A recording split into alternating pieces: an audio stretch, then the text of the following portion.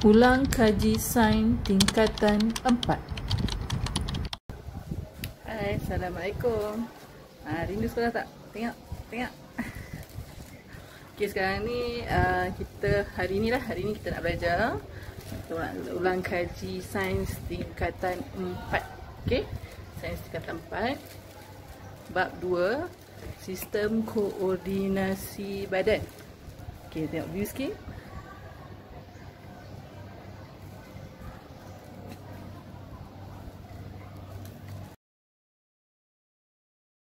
Okay, tahun lepas kita dah belajar sebenarnya bab ni, bab 2 koordinasi badan ni. Okay, dari sistem ni sebenarnya dia terbahagi kepada dua sistem, iaitu sistem saraf dan juga sistem endokrin.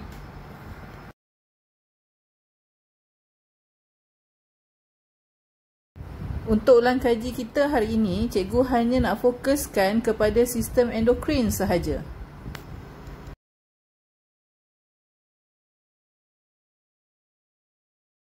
Untuk siri ulang kaji kali ini, cikgu nak kongsikan satu nota daripada seorang guru cemerlang yang bernama Tuan Haji Hamzah Osman yang berasal daripada Terengganu.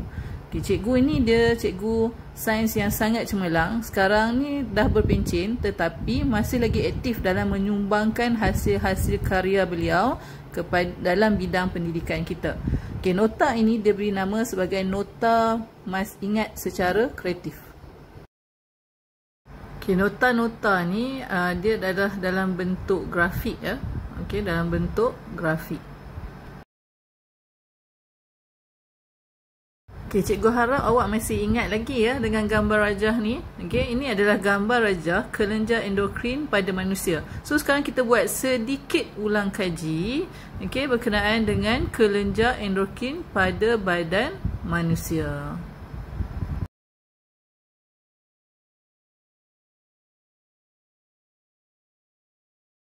Standard pembelajaran untuk topik ini, pertamanya murid-murid bolehlah menerangkan sistem endokrin dan fungsinya.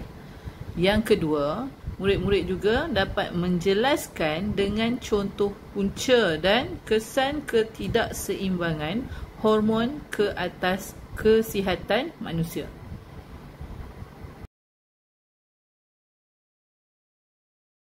Apakah itu sistem endokrin dan apa pula fungsinya? Okay, sistem endokrin adalah salah satu sistem di dalam badan yang mengkoordinasikan fungsi badan yang melibatkan bahan kimia. Kelenjar endokrin adalah kelenjar tanpa ductus. Okay.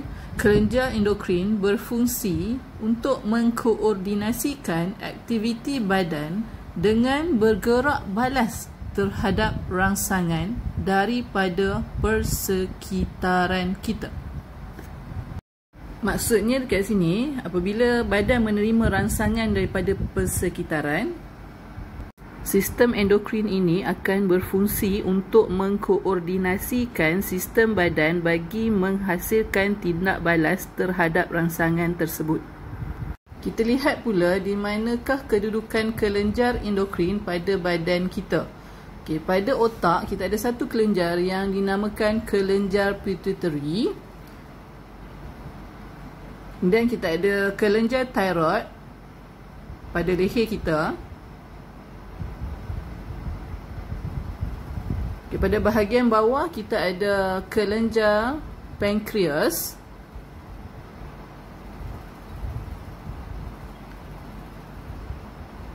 Dan kelenjar adrenal di atas ginjal kita. Okay, kedudukan adrenal adalah di atas ginjal. Dan pada sistem pembiakan lelaki kita ada satu kelenjar iaitu testis. Okay, pada seorang manusia kita ada 5 kelenjar. Bagi perempuan pula, masih sama juga dengan lelaki. Kita ada kelenjar pituitary pada otak. Kemudian kita ada kelenjar thyroid. Yang ketiga ialah kelenjar pankreas. Yang keempat ialah kelenjar adrenal. Dan yang kelima, pada sistem pembiakan perempuan kita ada ovari. Okay, jadi dalam sistem endokrin manusia ni, dalam seorang manusia kita hanya ada 5 sahaja kelenjar. Okay, so perbezaan antara lelaki dan perempuan di sini, kita lihat lelaki ada testis, perempuan ada ovari. Seorang manusia hanya ada 5 sahaja kelenjar, bukan 6 kelenjar, hanya ada 5, berbeza lelaki dan perempuan. Kelima-lima kelenjar ini akan menghasilkan hormon atau akan merembeskan hormon. Okey, apa itu hormon? Hormon ialah sejenis bahan kimia organik yang dirembeskan oleh kelenjar khas yang dikenali sebagai kelenjar endokrin.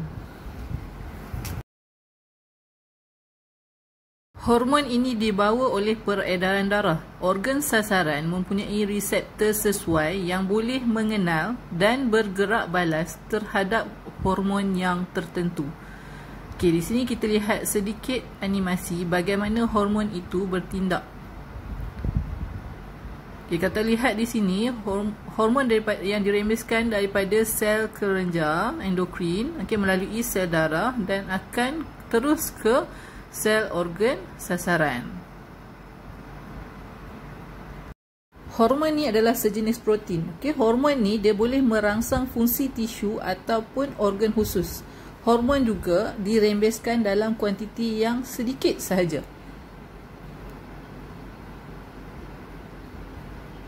Gerak balas adalah perlahan. Okay, gerak balas yang dihasilkan oleh hormon adalah perlahan. Kesan hormon ini adalah panjang ataupun lama. Okay, so kat sini kita ada 5 ciri-ciri hormon. Okay, sekarang cikgu nak tunjukkan semula kelenjar, gambar kelenjar. Okay, yang pertama ni kita lihat ni kelenjar pituitary, okay, berada di otak.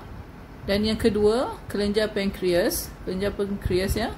Yang ketiga, kita lihat kelenjar adrenal, dia berada di atas ginjal. Kemudian kita ada testis, okay, dalam sistem pembiakan lelaki.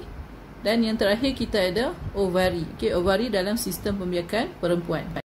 Sekarang jom kita lihat bagaimana kita nak ingat fakta ini secara kreatif. ICK yang pertama, okay, untuk kelenjar pituitary, hormon pertumbuhan. Okay, cara pertama, cara awak perlu tuliskan perkataan pituitary dengan P-nya awak lukis seperti otak.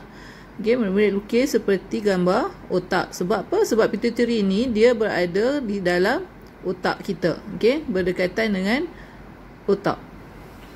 Okay, kemudian tangkai P itu kita lukis macam salur darah kerana hormon ini diangkut oleh salur darah.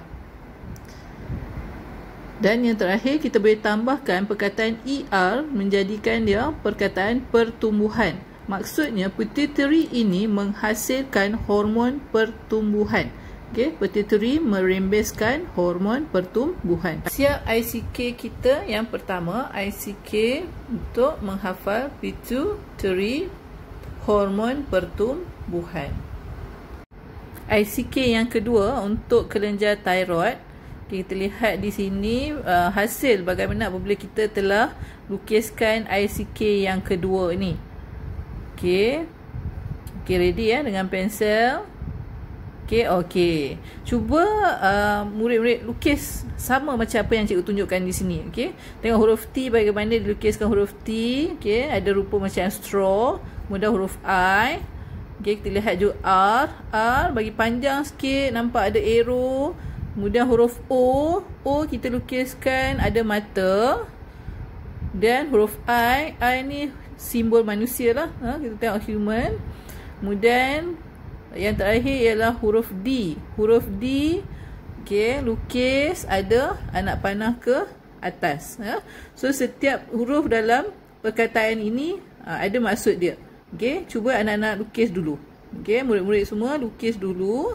Sama macam yang cikgu tunjukkan ini. Okay, ini untuk kelenjar thyroid. Okay, T-I-R-O-I-D.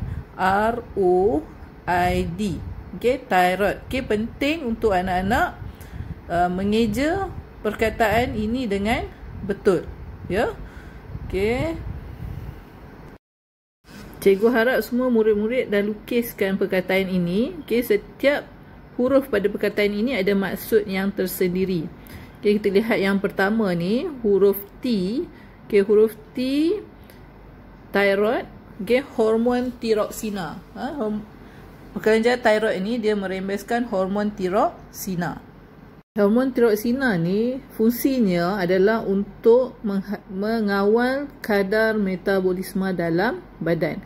Okay, jika hormon tiroksina ini berlebihan dalam badan, dia akan menyebabkan satu penyakit yang dinamakan penyakit hyperthyroid. Okay, hyperthyroid ini boleh mengganggu iodin di dalam badan. Okay, kandungan iodin dalam badan. Okay, selain daripada itu, ia juga boleh mengganggu sistem respirasi dan menyebabkan respirasi meningkat.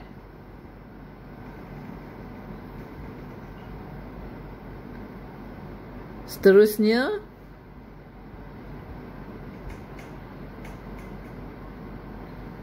selain itu, seterusnya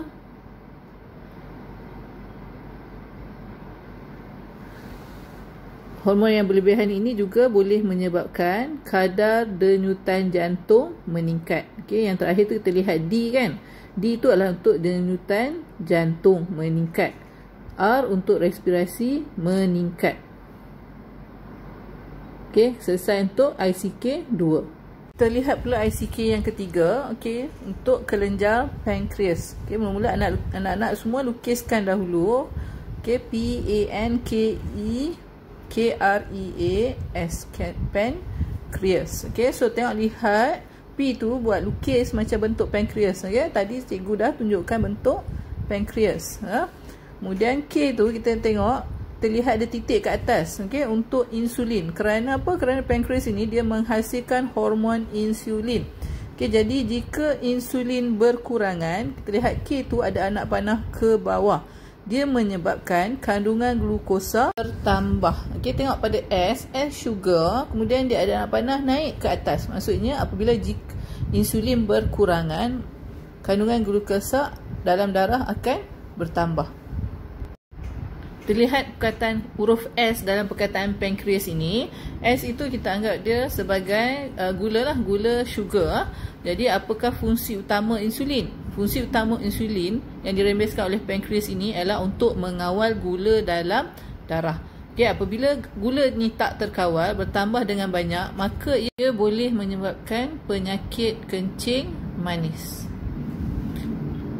Selesai ICK yang ketiga, pankreas. ICK yang keempat iaitu kelenjar adrenal. Okay, kelenjar adrenal. So sekarang murid-murid cuba lukiskan gambar ni. Okay, A-D-R-E-E-E-N-A-L. Okay, ejaan sebenar ada satu E saja, tapi di sini kita ada 3 E. Okay. Untuk A kita lukis begitu, berbentuk seperti ginjal. Kenapa? Kerana kedudukan adrenal ini adalah di atas ginjal. Adrenal ini merembeskan hormon adrenalin. Okey, adrenalina. Okey, adrenalina ini dirembeskan semasa kecemasan. Okey, sebab tu ada 3 E ya. E rembes, E semasa, E kecemasan. Okey, dirembeskan semasa kecemasan, menyebabkan denyutan jantung kita meningkat. D, denyutan jantung meningkat. Kemudian R, respirasi meningkat. Okay, respirasi meningkat. Denyutan nadi juga meningkat. Huruf N, nadi meningkat. Anak mata membesar. Dan yang terakhir, arteri mengecil. Okay, jadi selesai untuk ICK yang keempat, iaitu kelenjar adrenal merembeskan hormon adrenalina. Hormon adrenalina. ICK yang kelima ialah kelenjar testis. Kelenjar testis ini berada dalam sistem pembiakan lelaki. Okay, ini pelajar semua boleh cuba lukis kataan testis begini. Okay, apa fungsi testis?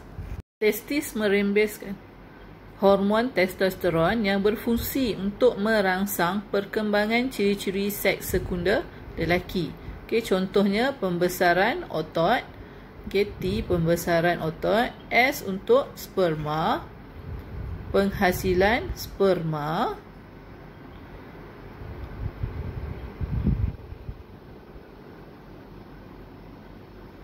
kematangan organ seks, dan S yang hujung sekali, suara. Okey, dia boleh menyebabkan suara laki-laki menjadi lebih kuat atau suara garau. Selesai ICK yang kelima, kita teruskan kepada ICK yang keenam, iaitu ovari. Okey, kelenjar ovari dalam sistem endokrin manusia adalah dalam badan perempuan sahaja. Okey, cuba lukiskan perkataan ovari sebegini. Okey, O, V dalam bentuk uterus, okey, kemudian A, R dan I. Ovari merembeskan hormon estrogen yang mengawal ciri-ciri seks sekunder pada perempuan. Okey, seperti pengeluaran ovum. Okey, O tu bentuk macam ovum. Kemudian mengawal kitar haid. Seterusnya pembesaran buah dada bagi wanita dan bulu pada ari-ari. Okay, selesai sudah. Ada 6 ICK untuk tajuk sistem endokrin. Okey, habis untuk sesi pembelajaran kita pada hari ini. Okay, siri ulang kaji sains tingkatan 4, sistem koordinasi badan, okay, sistem endokrin manusia. Okay. Kalau murid-murid tak faham, cikgu harap murid-murid boleh ulang banyak kali video ni. Okay, tengok banyak kali, kemudian praktis lukis ICK tu. Okay, ICK tu lukis banyak kali, insya-Allah anak-anak murid semua mesti boleh buat. Okay, cikgu harap semua akan berjaya dalam SPM tahun ini. Bye. Assalamualaikum.